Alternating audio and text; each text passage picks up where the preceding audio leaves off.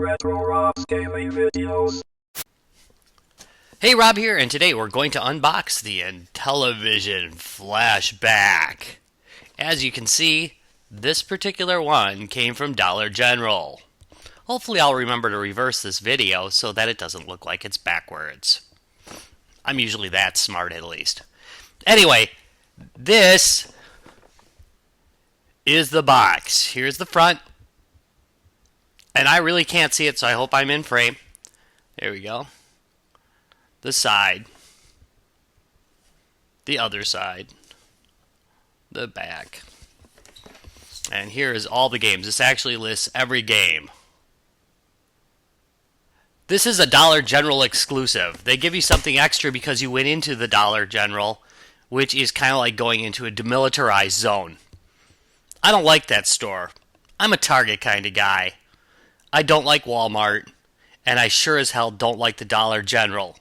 But it was $40 and I had a coupon that made it $35. So I went to the Dollar General. Not that snobby.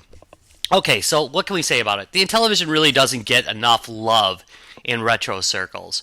It was a good, solid system that basically competed with the Atari 2600 and the ColecoVision in the time.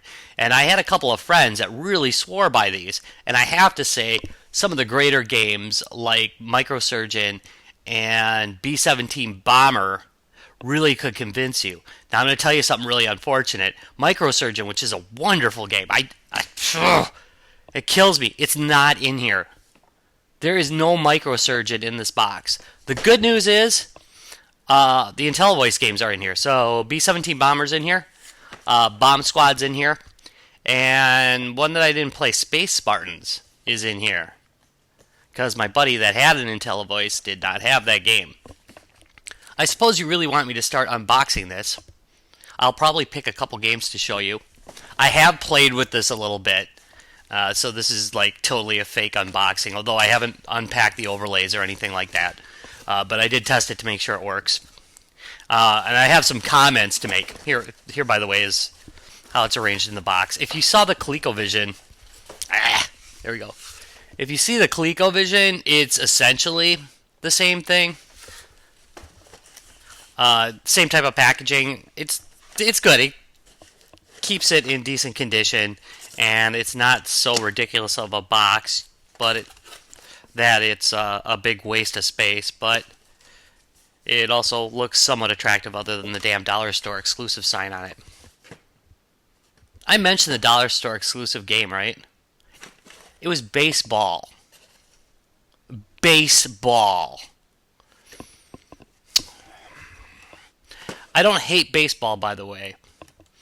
I think Neo Geo's Baseball Stars 2 is one of the best damn games ever made. Before that, I liked Hardball, which was a great game, too. I'm not against baseball games. However, baseball is a bonus. If it was like something like Baseball Stars, okay.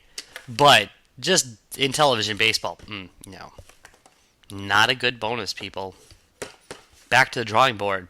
Maybe that Microsurgeon that you're missing could have been. I can't imagine it would have cost them a lot to license that. Alright, anyway.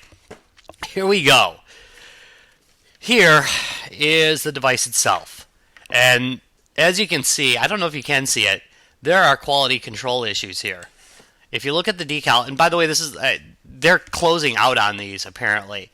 They still keep the ColecoVision model in, but the Intellivision model, they don't. So what you get is what you get, assuming they don't have any more in stock. Which my place only had one, and the other one never did stock it. So anyway, notice how the decals are not properly placed. And I push them down, and they don't stay. And they were just basically a little bit off at the factory. The die cut was a little bit off at the factory. I almost threw it there. And it never fit right. So there's some quality control issues here. It feels light, which the ColecoVision did too, and it worked fine. Notice the 9-pin ports. It's pretty standard nowadays. That is for the power supply. In the back, it's got an attached AV out. Oh, yeah.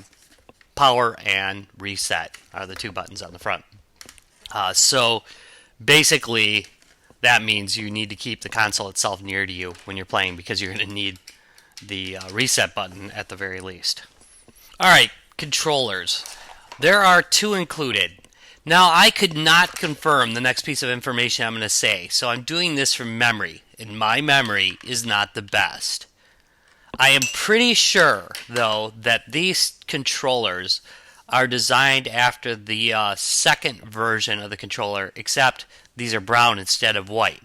I say that because, as I recall, the original brown ones actually had a flat bottom. They didn't have like this. They didn't have like this concave back to them. The version 2 controllers did. I'll also note that, of course, the controllers don't fit in the console, so it's going to be a little bit more messy than the original ones. As far as controller construction goes, I actually like these a little bit better than the ColecoVision controllers. The disc feels pretty good. Again, details. If you look, this sticker's coming up, and this is just a sticker. It's a cheap little sticker. So you might be better off just taking this off. Now, I never thought that the Intellivision controller was an award winner anyway, so I don't mind this one so much. But to me, it's a little springy, but then again, the original was pretty springy. It's got the 4 buttons, and I'll show you some of the overlays in a minute. But anyway, yeah, I mean, the controller feels okay. It feels like an Intellivision controller. It feels like it's the right size. I'm not 100% sure of that because I don't actually have a real Intellivision around to test it against. But yeah, it seems okay. So, let me get to those overlays that are included because obviously, when you're playing, you've got overlays for this, and they do include a bunch of overlays with it. So here is the overlay for Minotaur. This isn't the most exciting thing ever, is it? But still, people like to see the art sometimes. Night Stalker. We used to like this game back in the day. I'm just pacing through doubles, so. Space Spartans. Space Hawk, another good game. Utopia, which I had a friend that was into, and I wasn't. Baseball. Woohoo. Word fun. Sorry. Buzz Bomber. I'm sorry. I didn't really show that very well. Buzz Bomber, because that's actually got pretty nice art on it. Crown of Kings. Lame. Astro Smash, one of my favorite games on the system, and one I will be showing you. It'll probably be the only one I show you, unless I'm feeling really motivated. Buzz Bombers, again, and Word Fun. Sorry about that, I just showed you that one twice. In the case of this particular one, I do like it a little bit better because the packet, it actually includes a packet. I'm like showing you the packet, and it's below the camera. Sorry about that. I had to check my mic, make sure it was still on. The packet that comes with it actually holds them, as opposed to just a little round binding thing like the old one was in the ColecoVision. So it'll actually hold them and they won't fall out. So that's pretty nice. It also came with, obviously, a power cord. There's the power cord. I don't know how excited you are about it. I'm pretty sure it's a standard 5-volt, which is nice when they do that because you can easily replace it if something goes wrong with it. Usually it's a power supply that fails on these.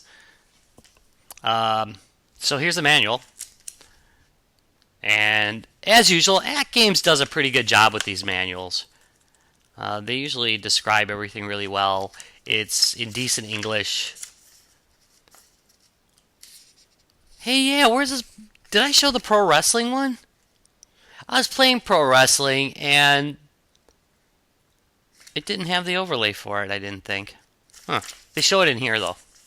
They show a pro wrestling overlay. So they show you the overlays and what they look like. And actually, every overlay. They're showing every overlay. So I think some of them weren't included. But there's like 4 pages of overlays. I didn't look at this before. how to connect, how to play games. I'm looking for something exciting here. Here we go. You know, there is a very basic description of each game. That's what I wanted to check. If you look here, you can freeze that if you really are into this. There is a brief description of each game and a little bit about gameplay, but not really enough. So it's not really a full accounting of each game. So if you have a problem with them, you're gonna have to look up the instructions probably on the internet. So let's play this sucker, shall we? Menu. Note that going right with the controller jumps an entire page to the right, not just to the next set of games. So you'll need to move up or down to go through the selection list, as I'm kind of doing here. Alright, here's Brickout. This is one of the games that's included. It controls pretty well. As far as the controller goes, it's about what I remember. I've never been like a huge fan of the Intellivision controller, so it controls about how I expected. But that said, it never missed a beat. In other words, every key press actually resulted in it moving, and it seemed to move correctly.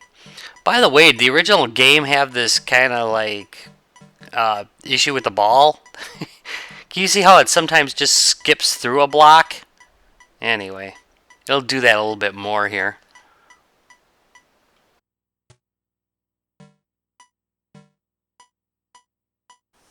B-17 Bomber. Yeah, that IntelliVoice. There it goes. Yeah, that works on this. I'm only going to show you a little bit of this game because, honestly, it's been so long since I played it that I can't remember it at all. Used to play this with a friend of mine a long time ago when we were teenagers, and we just had a blast with this. Played hours and hours and hours of it. And I'm looking at it now and I'm thinking, oh man, we really had low standards. Not really, though. The game was good for its time. Here's Astro Smash. This is my favorite game in this entire mix. And it's available on the Atari 2600 too, by the way, if you are so inclined. But it plays really well. The controllers work great in this. You can see that I'm not fighting the controls at all, which that's saying a lot for an Intellivision game. Yeah, I love this game. Look at how, by the way, notice how, like, if I miss one of those asteroids, I lose points. So the game actually rewards you to be risky. And because you get a new guy every 1,000 points, you really should be playing this game like high risk. You should be just going for everything. I'm not playing very high risk here, though, because I don't know. I don't know why I wasn't playing very well here. But anyway, I was probably paying attention to something else. Sweet!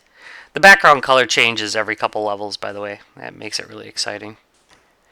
So, all in all, how do I feel about this thing? Well, I have some concerns about the build quality, especially, like I said, the appearance of the thing is somewhat marred by them not applying the stickers correctly. That's a big deal to people who just want to give it as a gift. I mean, you don't want people to think you gave them a cheap gift, and it's not that cheap. This is like a $40 device. Also, if you know, as a collector's item, with it being kind of messed up like that, it's not real great. I mean, I actually play my stuff, so I don't mind. The controllers worked actually quite admirably, so I'm okay with that.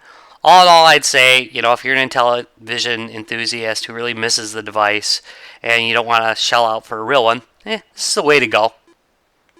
Thank you very much for watching.